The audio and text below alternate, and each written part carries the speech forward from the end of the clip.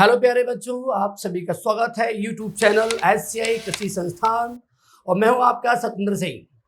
बहुत से बच्चे बोल रहे थे सर हमें ऐसा सिलेबस बताइए जो कोई भी एग्जाम हम दें तो उसमें पूरा कवर हो जाए। तो प्यारे बच्चों, आज हम बात करने वाले हैं क्रॉप प्रोडक्शन। आज हम बात करने वाले हैं फसल उत्पादन के उस सिलेबस की, एग्जाम चाहे कोई भी हो, चाहे आप एग्जाम एमपीपीएटी दे रहे हो, चाहे आप एग्जाम जेईटी दे रहे हो, चाहे आप एग्जाम सीजीपीएटी दे रहे हो, चाहे आप एग्जाम एएफओ दे रहे हो, चाहे आप एग्जाम एडीओ दे रहे हो, आप इंडिया का यूजी से लेके पीजी तक कोई भी एंट्रेंस एग्जाम दे रहे हो, उसमें ये सिलेबस अगर आपने कवर एक बार कर लिया तो यकीन मानना आपको अन्य गूगल पे या नेट पे कहीं भी अन्य सिलेबस सर्च करने की आवश्यकता नहीं होगी। अब मैं आपको ये बताऊंगा कि आपको कहाँ क्या पढ़ना है। ऐसा भी नहीं है कि मैंने यहाँ पे लगभग 15 चैप्टर के बारे में डिटेल में बताया हुआ है। मैं ये नहीं कह रहा कि आपको 15 की 15 हर एग्जाम में आएंगे। हाँ, ये जरूर मैं बताऊंगा आज कि आप जो एग्जाम देने जा रहे हो उस एग्जाम में कौन सा चैप्टर, कौन सा भाग डिटेल में पूछा जाता है। आप ध्यान से लेक्चर सुनिएगा ताकि आप एग्रीकल्चर के इतने बड़े महत्वपूर्ण सिलेबस से चूक ना जाए। ठीक है, तो बेटा मैं कुछ एग्जांपल की बात कर रहा हूं। जैसे मैंने यहाँ लिखा, बेटा अगर मेरी शक्ल नहीं आ रही कोई दिक्कत नहीं है, पर मैं लिखना चाह रहा हूं वो दिखना चाहिए आपको। ठीक है, जैसे मैंने बात किया एमपीपीएटी, सब जानते हैं एमपी में मध्य प्रदेश में होने वाला एग्जाम है एग्रीकल्चर का। इसका पूरा नाम है Madhya Pradesh pre agriculture test. और बेटा इसमें टोटल आते हैं 200 क्वेश्चन। आपको जब मालूम होगा, चूंकि हम बात कर रहे हैं फसल उत्पादन की, तो अगर हम बात करें 200 में से 50 नंबर का आता है, 50 क्वेश्चन आते हैं केवल क्रॉप प्रोडक्शन के। बेटा मैं शॉर्ट में सीपी लिख रहा हूं, ये हो गया टोटल है 200। ठीक है, मैं हिंदी में कहूँ जगह मेरे पास कम है। एक्चुअली मैं कोशिश कर रहा हूँ कम से कम स्पेस में आपको ज़्यादा चीज़ कवर करवाने की, ताकि आपको ऐसा न लगे कि 4-4, 6-6 बार मैं लिखा होगा। ठीक है, आप एक बार देख लीजिएगा कि हमने जो लिखा है 200 प्रश्न जो आते हैं उसमें से 50 प्रश्न केवल किसके हैं। अब मैं क्यों लिख देता हूँ, नहीं आप ऐसा ना करें, उसको जीरो ना समझना है। ठीक है, 50 क्वेश्चन आते हैं सीपी माने क्रॉप प्रोडक्शन के 200 में से। कितनी बड़ी बात है, माने पूरे सिलेबस का पूरे उसका 1/4 हो गया। ऐसे मैं एग्जाम्पल बात करूं, सीजीपीएटी हो गया नाम, छत्तीसगढ़ प्री एग्रीकल्चर टेस्ट, जैसे एमपी में बोलते हैं एमपीपीएटी, इससे पहले हम बोलते हैं सीजी में सीजीपीएटी। उसमें क्वेश्चन टोटल 200 आते हैं, तो कुल प्रश्न बेटा 200 हैं। ध्यान रखना, जो टोटल की बात करेंगे कुल प्रश्न तो 200 हैं, लेकिन क्रॉप के उसमें 60 हैं। कितनी बड़ी बात है, उसमें फसल से पूछे जाने वाले प्रश्न, फसल उत्पादन जिसे सीपी क्रॉप प्रोडक्शन बोलते हैं, उससे पूछे जाने वाले प्रश्न 60 हैं। तो छत्तीसगढ़ में तो इसका वजन और अच्छा है और इंपॉर्टेंट है। आप बात समझना। ठीक है, जैसे मैंने बोला राजस्थान में होने वाला एग्जाम जेट, अगर आप इसकी बात करते, मैं इसको ब्रैकेट में डिवाइड कर दूं आपको समझ में आ जाएगा।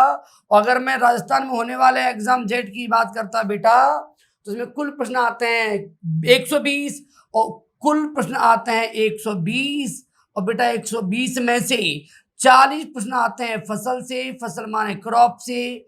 इसका मतलब इसमें 1/3, ये भी बहुत इंपॉर्टेंट हुआ। अब मेरा प्रश्न बेटा ये है, मैंने इसलिए ये बताना चाहा, आपको कम से कम कुछ एग्जाम के बारे में ये तो मालूम होना चाहिए कि कौन से एग्जाम में कुल में से कितना सेक्शन इसका है। इसमें ही नहीं, आप बैंक वाला एग्जाम देने जाएंगे एएफओ का, उसमें भी बड़ा सेक्टर होता है, चाहे प्री दो चाहे मेंस दो। मेंस में तो आप जानते हैं मेंस में ज्यादा रोल है इसका। आप ईडीओ वाला एग्जाम देने जाएंगे जो 50% है, 50% में सीसेट आएगा, 50% में आपका ये सेक्शन आएगा, वो वहां लिखा होगा जनरल एग्रीकल्चर। क्या होता है, हर एग्जाम में कंटेंट वही रहने वाला है। ऐसा तो नहीं है कि अब बस क्या है, कहीं मृदा को मृदा में बोल देते हैं, कहीं बोल देते हैं एग्रीकल्चरल केमिस्ट्री, कहीं हम बोल रहे हैं भूप परिष्करण, कहीं सिलेबस में नाम लिखा हुआ है एग्रीकल्चर इंजीनियरिंग, हम कहीं पढ़ रहे हैं मौसम विज्ञान, कहीं वो लिखा हुआ है कृषि भौतिकी। चीज वही रहने वाली है पर नाम चेंज हो जाएगा। जैसे हमने पढ़ा माना कि हमने वीड पढ़ा, कहीं लिखा होगा प्लांट प्रोटेक्शन, तो कहीं लिखा होगा पौध संरक्षण, चीज वही रहने वाली है बेटा, बस कहीं कहीं एग्जाम में इनके नाम चेंज कर देते हैं। जैसे हम MPPET की बात करें तो MPPET के लिए अगर आप मध्य प्रदेश में होने वाला एग्जाम दे रहे हैं तो ये सब आपको अच्छी तरह आना चाहिए। बस इसका अब कोई बोलेगा सर ये तो MPPET का सिलेबस है, आप बोल रहे हैं ADO का सिलेबस भी यही है, AFO का भी यही है, और जो MP में होने वाला एग्जाम, राजस्थान में होने वाला एग्जाम, बिहार में होने वाला एग्जाम का सिलेबस भी यही है। तो बेटा मैं बोल रहा हूँ हाँ यही है, बशर्ते अंतर क्या है, बस कंटेंट वही है, तरीका बस बोलने में चेंज हो जाएगा। जैसे मैंने MPPET में बोल दिया कि कुल 200 प्रश्न में से 50 आते हैं क्रॉप प्रोडक्शन से, उस प्रकार नाम लिखे होते हैं।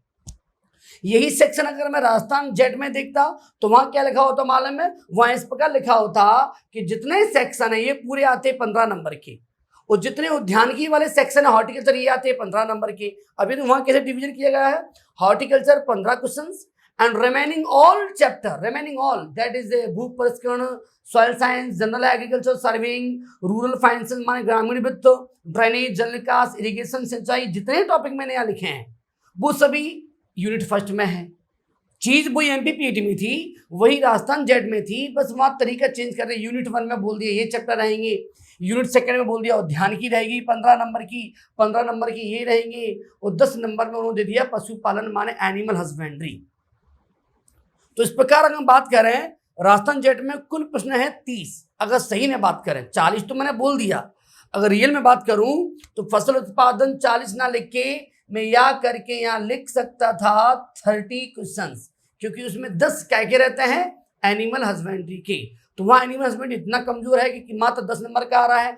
MPPET में देखिए तो 50 नंबर का क्रॉप है, 50 का ही अपना एनिमल है। CGPT की बात करें 60 का ही क्रॉप है और 60 का ही एनिमल है। इसका मतलब है मैंने क्या बोला, चीज वही रहने वाली है, बस कहीं मार्क्स का अंतर आ जाएगा, कहीं कहने का अर्थ चेंज हो जाएगा, कहीं इसमें इसको कहीं और कहीं रख देंगे, इसको कहीं और कहीं रख देंगे। अगर लेकिन अगर आप बेटा अगर आपने एक बार ये सिलेबस किसी भी तरह से किसी भी एग्जाम के दृष्टिकोण से अगर मेहनत करके आपने पढ़ लिया तो आप होने वाले इंडिया में कोई भी एग्जाम देने जाएंगे तो आपका ये बेस होगा, आपका फाउंडेशन होगा आपका ये। तो मैं नहीं समझता कि अगर इसके बिना कोई एग्जाम क्वालिफाई करने की सोच रहे हैं तो शायद ये बहुत गलत होगा। और ये चैप्टर मैंने यहाँ लिखे हैं, मेरा तरीका अलग है पढ़ाने का, आप देख लें मैंने क्यों लिखे हैं और मैं क्या कहना चाह रहा हूँ, आप देख लें। जैसे कि पहला चैप्टर हम पढ़ते हैं क्रॉप प्रोडक्शन का, जनरल एग्रीकल्चर। कई ऐसे एग्जाम में वहां ये पूरे चैप्टर नहीं बोले जाते। आप कई सारे एग्जाम देंगे, जैसे बैंक वाला एग्जाम देंगे या मैनेज हैदराबाद वाला एग्जाम देंगे या फिर आप कोई इरमा वाला एग्जाम देंगे या फिर आप मैनेजमेंट वाले हाई फाई एग्जाम देने वाले होंगे जो PG वाले हैं, आफ्टर UG देते हैं। तो यूं समझे वहाँ ये चैप्टर नहीं लिखे जाते कि मौसम विज्ञान, सीड, प्लांट न्यूट्रिशन, कुछ नहीं लिखा होगा, बस वहाँ लिखा होगा जनरल एग्रीकल्चर। तो ये अंडरस्टूड है कि जनरल एग्रीकल्चर का मतलब बोल रहा है कि आपको थोड़ा नॉलेज क्रॉप का, थोड़ा नॉलेज हॉर्टिकल्चर का, आपको थोड़ा बहुत नॉलेज सॉइल का, थोड़ा नॉलेज न्यूट्रिशन का, थोड़ा नॉलेज सबका होना चाहिए। This is a general agriculture. तो एक तरह से मैंने लिख तो दिया है यहाँ पे, लेकिन अगर छोटा एग्जाम दे रहे हैं तो उसका अलग मतलब है। जो बड़ा एग्जाम दिए तो इसका मतलब चेंज हो गया। छोटा एग्जाम दे रहे हैं तो वहां मतलब होता है कृषि में उपयोग होने वाले यंत्र, कृषि में जो मुख्य जनक है उनके नाम, कृषि में होने वाली क्रांतियां, कृषि की शाखाएं, कृषि में महत्वपूर्ण सन, तारीख, महत्वपूर्ण योगदान किसका है। तो यहाँ पे अलग चीज आती है। छोटा एग्जाम देंगे तो वहां लिमिटेड है, अगर आप 2-4 दिन मेहनत करेंगे तो हो जाएगा। और जितना बड़ा एग्जाम देंगे तो ये समझ लें बेटा करंट नॉलेज, सिनेरियो, वर्तमान में कौन सी मैगजीन कहाँ से निकली है, कौन सी क्रॉप कहाँ से निकली हुई है, वो किसने निकाली है, वो क्रॉप किसकी, उसकी मुख्य वैरायटी कौन सी है, किसके प्रति ससेप्टिबल है, किसके प्रति वो रेजिस्टेंट है, ये डिटेल नॉलेज है जरूर, पर वो रखते हम कहाँ है, जनरल माने करंट में हुई ना। बस अंतर क्या है बेटा, चीज वो एक ही होने वाली है, बस नजरिया चेंज कर लीजिएगा। आप जो एग्जाम देने जा रहे हैं आप ये कवर पूरा करें, पर कहाँ कितना पढ़ना है आपको, कौन से एग्जाम में कितनी रिक्वायरमेंट है, ये आपको समझना बहुत जरूरी है। ठीक है, जैसे मैंने बात किया सर्वेक्षण, ये बहुत एग्जाम में नहीं आता। कई एग्जाम में क्या करते हैं मालूम है, सर्वेक्षण और कृषि अर्थशास्त्र और ग्रामीण वित्त माने surveying, agriculture economics and rural finance को एक साथ रख देते हैं। कई जगह अलग से लिखा भी नहीं होता। अलग से नहीं लिखा होता तो बच्चा सोचता पढ़ना ही नहीं है। अरे भैया कहीं भी लिखा हो, या तो एग्रीकल्चर इकोनॉमिक्स लिखा हो, या ग्रामीण वित्त लिखा हो, या अलग से सर्वेक्षण लिखा हो, आप डरना नहीं। आपको पूरा ये दोनों सेक्शन कवर करने होंगे तो ही क्वेश्चन बनेंगे। ऐसा मत करना कि सर्विंग लिखा था आपने ये छोड़ के चले गए तो दिक्कत होगी, क्योंकि ये दोनों चैप्टर एक दूसरे से बहुत ही संबंधित हैं। ये बात ध्यान रखना। जो स्टेट वाला एग्जाम है, यूजी वाला एग्जाम, उसमें इसका बहुत अच्छा रोल है। आफ्टर यूजी वाला एग्जाम आप देने जाएंगे तो इससे क्वेश्चन कम पूछे जाएंगे। ध्यान रखना। देखो जो भी आप एग्जाम देने जा रहे हैं, मेरा वीडियो चाहे यूजी वाला देख रहा हो चाहे पीजी वाला देख रहा हो, ध्यान से सुन लेना, ताकि उन्हें लाइफ में कभी भी किसी एग्जाम देने जाए तो कम से कम ये सर्च ना करना पड़े हमें क्या पढ़ना है। ये दोनों चीज ऐसी हैं। यूजी वाला एग्जाम देने जा रहे हैं तो अति महत्वपूर्ण है, इनसे कुछ प्रश्न पूछे जाएंगे। पीजी वाला एग्जाम में इनसे कम प्रश्न पूछे जाएंगे। हाँ, अगर आप स्पेशली एग्जाम ऐसा कोशिश कर रहे हैं, वहां पे कोई अर्थशास्त्र में जॉब निकली है, इकोनॉमिक्स में जॉब निकली है, या फिर हमारे सर्वेक्षण विभाग में कोई जॉब निकली है, तो अलग बात है, हमें स्पेशल इसको ज्यादा पढ़ना होगा। लेकिन अगर स्पेशल जॉब नहीं निकली, हमें नॉर्मल जॉब देने जा रहे हैं, नॉर्मल एग्जाम भर रहे हैं, तो ये जनरल में आएगा, ना के बराबर कुछ पूछे जाएंगे। हाँ, लेकिन अगर यूजी वाला एग्जाम दे रहे हैं, 12th के बाद वाला एग्जाम दे रहे हैं 12th के बाद, तो उसमें इसका रोल है ठीक ठाक। ठीक है। सिंचाई जल निकास, ये सेक्शन कृषि मौसम विज्ञान, बीज मान irrigation and drainage, agrometeorology and seed science, ये तीनों सेक्शन भी आप ये समझें जनरल में ही आते हैं। अगर यूजी वाला एग्जाम दे रहे हैं 12th के बाद, जैसे यूजी बोलो तो एमपीपीएटी, सीजीपीएटी, जेड, या बिहार में होने वाला एग्जाम बीसीईसीई, झारखंड में होने वाला एग्जाम जेसीईसीई, तमिलनाडु में होने वाला एग्जाम टीएनएयू, महाराष्ट्र में होने वाला एग्जाम एमसीएईआर, अगर आप ऐसे एग्जाम दे रहे हैं यूजी वाला एग्जाम, तो आपके लिए अच्छा इंपॉर्टेंट सेक्शन है। लेकिन अगर आप बीएससी कर चुके हैं, फिर आप कोई पीजी एग्जाम दे रहे हैं, या कोई एडीयू जगह आ गई, या फिर आपके यहाँ कोई टेक की जगह आ गई, या फिर आपके यहाँ कोई स्पेशल जगह रिक्रूटमेंट आ गई एजी के विभाग में, तो वहाँ इसका रोल कम हो जाता है। जनरल चीज़ें हैं, ये अपन बीएससी में पढ़ ही लेते हैं, हम इतना करना जानते हैं कि हम टिक कर सकते हैं, वह इनका रोल कम रह जाता है। ठीक है। पर ऐसा एग्जाम दे रहे हैं बेटा, तो इनका रोल ठीक ठाक है। इनसे प्रश्न अगर बात करूँ, अगर मैं एमपीपीएटी को एग्जाम्पल लेके चलूँ, तो इनसे 2 से 3 प्रश्न, इससे 1 से 2 प्रश्न, 20 से 1 प्रश्न मिनिमम आ ही जाता है, माने ऐसा इनका वेटेजेस है। अब मैं बात करूं पादप पोषण। पादप पोषण में स्टडी, अच्छा सिंचाई में क्या स्टडी करते हैं सब जानते हैं, जल निकास भी सब जानते हैं, मुझे ज्यादा बोलने की आवश्यकता नहीं है। मैं सोच रहा हूँ कम से कम समय में आपका वीडियो बनाऊं, ताकि आपको कम से कम समय में आपको नॉलेज पूरा मिल सके। 20 सीड में अपन सीड पढ़ते हैं, सीड के टाइप्स पढ़ते हैं, सीड में सीड डोरमेंसी पढ़ते हैं, ऐसी कई चीज पढ़ते हैं। ठीक है। पादप पोषण की बात करें, अपना न्यूट्रिशन, इसमें हम पढ़ते हैं एसेंशियल न्यूट्रिएंट, हम इसमें पढ़ते हैं आवश्यक पोषक तत्व, तत्व के बारे में जानकारी, तत्व के कार्य, तत्व की कमी से होने वाले लक्षण, माने डिफिशियंसी सिम्टम, एंड एलिमेंट के फंक्शन, हम यहाँ सब पढ़ते हैं। तो ये बेटा जनरल चीजें हैं। आप एग्जाम कोई भी दो, आप एग्जाम कभी सोचना, चाहे आप आईएएस का एग्जाम ही क्यों ना दे दोगे, उसमें भी इससे एक हाथ क्वेश्चन आ ही जाता है कि ये बीमारी किसकी कमी से होती है। तो ये मत समझना कि उसमें लिखा नहीं था, उसने लिख दिया जनरल एग्रीकल्चर, सामान्य कृषि। तो आपको ऐसी छोटी मोटी नॉलेज आपको आनी ही चाहिए। आपको बेटा एक बार तो ये पूरा सिलेबस आपको अच्छी तरह आना चाहिए, फिर जो एग्जाम देने जाओ उसके हिसाब से ये तय कर लो कि हमें ये पूरा रिवाज तो एक बार करना ही है। स्पेशल एग्जाम देने जा रहे हो तो और अलग से क्या पढ़ना है। अगर आपकी ऐसी स्ट्रेटेजी रहेगी तो आप एग्जाम कोई भी आराम से क्वालिफाई कर लेंगे। एंड हम बात करें, अगर हमने ये पढ़ लिया तो बेटा इसके संबंधित 2 चैप्टर और पढ़ते हैं, खाद और उर्वरक। हम बात कर रहे हैं मैनुअल एंड फर्टिलाइजर की। आपने जब न्यूट्रिएंट पढ़ लिया तो न्यूट्रिएंट का फंक्शन क्या है, क्या काम है उसका, अरे किसके थ्रू देंगे, तो हम देंगे by help of manual, by help of fertiliser.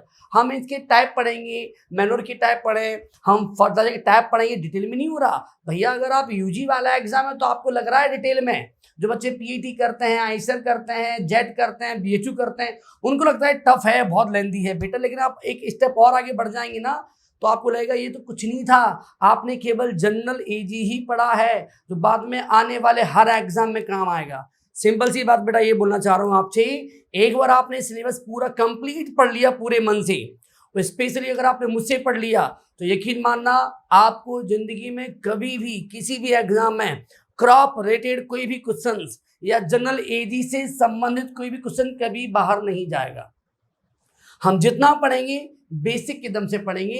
तो रटने वाली चीज़ होंगी वो तो आप जानते ही हैं, नया आदि हुआ आप कर लेना, ठीक है, पर जो आप जहाँ आपको तकलीफ होगी मैं वो आपकी ज़्यादा हेल्प करूँगा, ठीक है। अब यहाँ बात करें औषधीय एंड सुगंधित प्लांट, हम बात करें मेडिसिनल एंड एरोमेटिक प्लांट, हम बात करें औषधीय एंड रोपड़ पौधे, हम बात करें कॉमर्शियल एंड प्लांटेशन क्रॉप। ये दोनों सेक्शन अधिकतर एग्जाम में नहीं आते। ऐसे में बात करूँ पर लिखे क्यों हमने, कई एग्जाम में आते हैं। ऐसे बात करूँ हम एमपीपीटी की बात करूँ तो इससे कभी कभार एक प्रश्न आता ही नहीं है। सीजीपीटी में भी क्वेश्चन नहीं आता, जेड में भी क्वेश्चन नहीं आते। लेकिन हाँ, अगर हम और एग्जाम देने की कोशिश करें, हमने कोई स्पेशल एग्जाम फॉरेस्ट्री वाला एग्जाम दिया या हमने कोई फर्स्ट विभाग में होने वाला एग्जाम दिया, तो वहाँ इससे क्वेश्चन ज़्यादा पूछे जाएंगे। तो बेटा ये आपको तय करना है कि आप एग्जाम कौन सा दे रहे हैं। या फिर आपने सोचा आपने स्पेशल एग्जाम दिया हॉर्टिकल्चर का, आपने एग्जाम दिया हॉर्टिकल्चर एक्सटेंशन ऑफिसर, आपने एग्जाम दिया ग्रामीण उद्यान की विस्तार अधिकारी, तो आपने हॉर्टिकल्चर स्पेशल एग्जाम दिया है। तो हॉर्टिकल्चर में हम कहीं ना पढ़ते हैं, हम मेडिसिनल प्लांट भी पढ़ लेते हैं, हमारे सिलेबस में है जे, तो वहाँ डिटेल में आ सकते हैं। इनके बारे में हर स्ट्रक्चर आपको आनी चाहिए। लेकिन अगर आप स्पेशल कोई एग्जाम नहीं दे रहे हैं, आपने एएफओ एग्जाम दिया, आपने एडीओ एग्जाम दिया, तो वहाँ इसका रोल बहुत कम हो जाता है। टेंशन मत लेना। अगर आपको सिलेबस बहुत लेंदी लगता है, अगर आप बैंक वाला एग्जाम एएफओ देने जा रहे हैं, तो वहाँ ऐसे ना पढ़ें। लेकिन अगर यूजी वाले स्टूडेंट हैं जो पीएटी कर रहे हैं, सीजीपीएटी कर रहे हैं, वहाँ भी इसका वजन ना के बराबर है। टेंशन मत लेना, लिखे जरूर है, पर आप ये तय करें आप एग्जाम कौन सा देने जा रहे हैं। अगर एग्जाम कोई हॉर्टिकल्चर से संबंधित है, फॉरेस्ट्री से संबंधित है, तो वहाँ इसका अच्छा वजन है, अच्छा वेटेजेस है, अदरवाइज नहीं है, ठीक है। हम बात कर रहे हैं सॉइल साइंस की। बेटा एग्जाम कोई भी हो, यूजी हो, पीजी हो, चाहे आपका जॉब वाला एग्जाम हो, सबसे ज्यादा इंपॉर्टेंट चैप्टर मानते हैं इसको। इसके इतने ज़्यादा चैप्टर इसके अंदर हैं, physical property of soil and उसके बाद हम बात करें soil of India and state की बात, आप जिस स्टेट के हैं वहाँ स्टेट की आप उस स्टेट की आपको सॉयल आनी चाहिए एंड प्रॉपर्टीज़।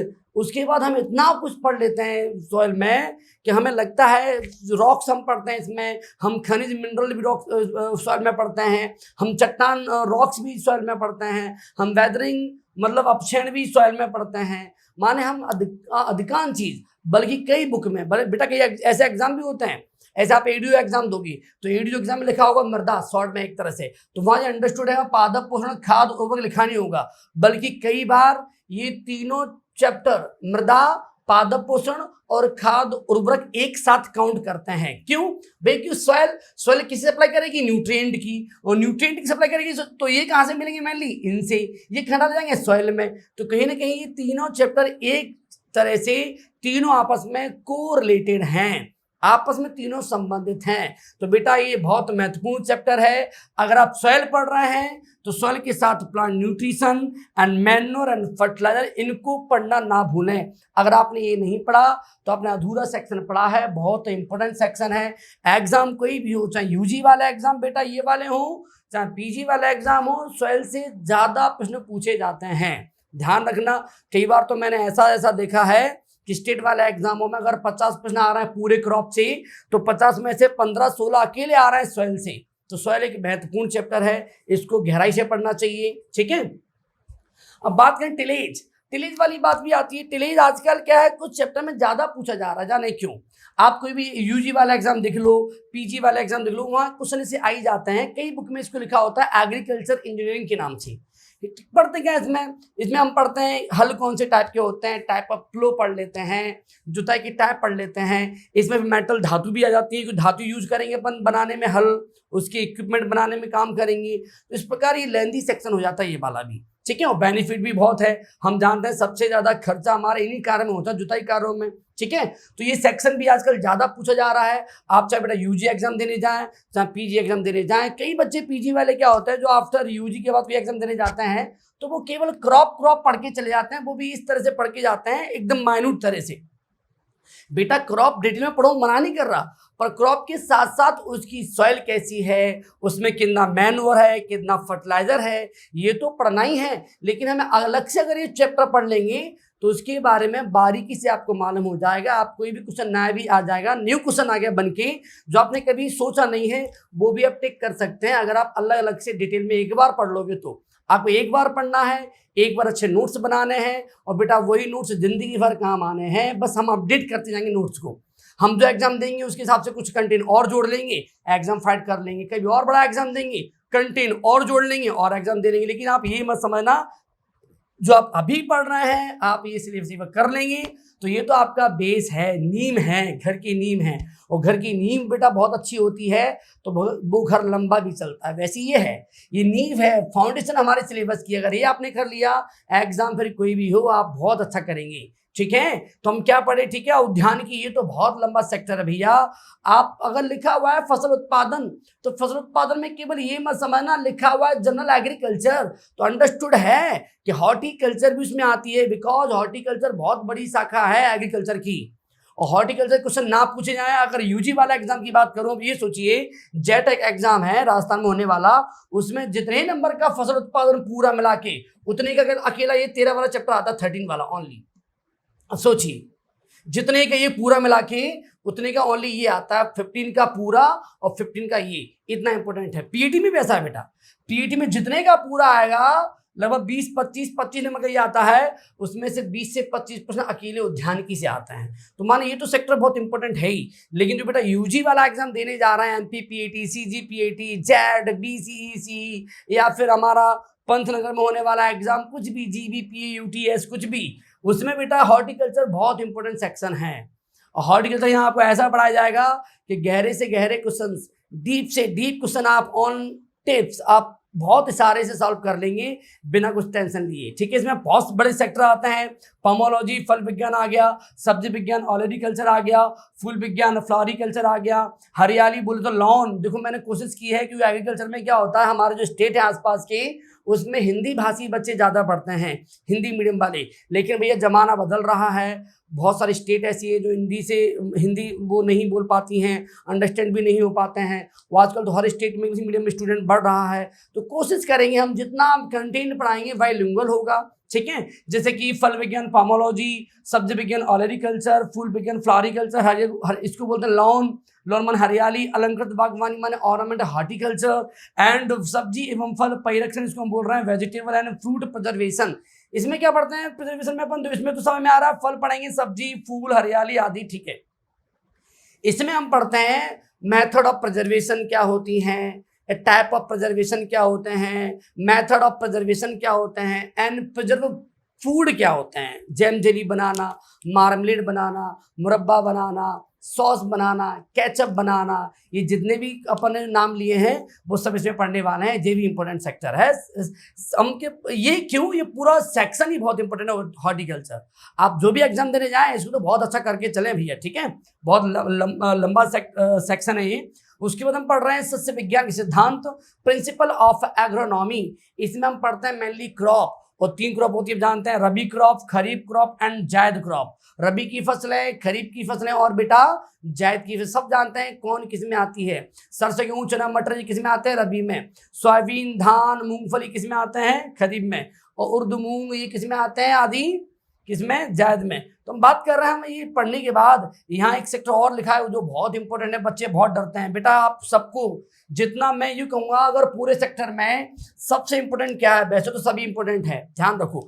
अगर छोड़ना कभी पड़ जाए, आपको लग रहा है कि सर टाइम कम है, 1-2 छोड़ के जा सकते हैं क्या, तो 9th वाला छोड़ सकते हैं, 10th वाला छोड़ सकते हैं। उसके अलावा एक बार बहुत कोशिश करें तो ये दोनों छोड़ सकते हैं। ठीक है, बहुत कोशिश करें तो बीज किसी मौसम विज्ञान छोड़ सकते हैं, एक बार सिंचाई जल निकास भी छोड़ सकते हैं, पर एक बार ये चैप्टर, ये तीनों मतलब ये पादप पोषण खाद उर्वरक, एक बार जनरल एजी और एक बार हमारा सॉइल एंड टिलेज, और ये तो छोड़ ही नहीं सकती, ये बहुत इंपॉर्टेंट है।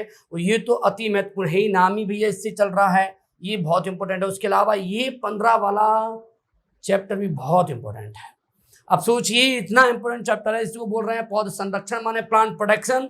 इसमें 3 बड़े बड़े चैप्टर पढ़ते हैं, वीड साइंस माने खरपतवार, एंटोमोलॉजी माने कीट विज्ञान, और पैथोलॉजी माने रोग विज्ञान। तीनों इतनी डिटेल में पढ़ाऊंगा बेटा, इतने डिटेल में है भी ये कि आप जितना पढ़ेंगे उतना आपको कम महसूस होगा, और जितने बड़े एग्जाम देने जाएंगे उसमें इसका डिटेलनेस और बढ़ता जाएगा। तो बेटा ये भी जनरल एजी में ही आते हैं एक तरह से देखी जाए तो। ठीक है, तो एक तरह से आप देख पा रहे हैं ये हमारा ऐसा सिलेबस है कि आप कोई भी एग्जाम देने जाएंगे, यकीन मानना उसमें 10% जो कंटेंट है वो और ऐड हो जाएगा। 90% जो चैप्टर वाइज आप देखेंगे वो यही रहेंगे। हाँ, इतना अंतर आ सकता है, आप जो एग्जाम देने जाओगे उसका लेवल बढ़ सकता है। क्या आपने यहाँ पढ़ा, सीट के टाइप पढ़े, सीट डोरमेंसी पढ़ा, ठीक है। और बड़े एग्जाम देने जाएंगे so seat viability and their test और डिटेल में सीट डिस्टेंस पढ़ना, ठीक है, आइसोलेशन डिस्टेंस, लेवल बढ़ता जाएगा। चीज वही रहेगी, वो तो पढ़ना ही है जो अपने पढ़ लिया, उससे क्वेश्चन तो आएंगे, पर एक दो क्वेश्चन एक्स्ट्रा आ सकते हैं, वो डिटेलनेस से आएंगे। तो वो हम कब करेंगे, हम जो एग्जाम देने जाएंगे फ्यूचर में, हम कंटेंट ऐड करते रहेंगे, अपने नोट्स बनाते रहेंगे, ठीक है। तो मैंने कोशिश ऐसा की है कि आप लोग कोई भी एग्जाम देने जाएं तो आज के बाद आपको क्रॉप प्रोडक्शंस की जितनी भी चैप्टर मन में है ये सबको मन में स्टोर करो। कुछ भी चीज कि बोले क्रॉप प्रोडक्शन उसमें लिखा था सिलेबस में, तो क्यों लिखा था, तो माने आपके अंदर सॉइल आना चाहिए, टिलेज आना चाहिए, प्लांट प्रोडक्शन आना चाहिए, हॉर्टिकल्चर, एग्रोनॉमी, ये सभी चैप्टर आपके मन में चलने चाहिए। ये तो चलने ही चाहिए क्योंकि क्रॉप प्रोडक्शन लिखा हुआ है, तो ये चैप्टर तो आपके आएंगे ही आएंगे, ठीक है। तो कोशिश की गई है कि आपके लिए बहुत शॉर्ट में सिलेबस को एक ऐसे पेश कर रहा है कि आपको ये मालूम पड़े हमें क्या ज़्यादा पढ़ना है और क्या हमें एक बार ठीक ठाक पढ़ना है और कौन सा एग्जाम में हमें क्या ज़्यादा फोकस करना है, ठीक है। कोशिश करते हैं कि आपको अच्छा लगा होगा। बेटा अगर अच्छा लगा हो तो लाइक कमेंट जरूर करें और अपने मित्रों को शेयर भी करते रहें। Thank you.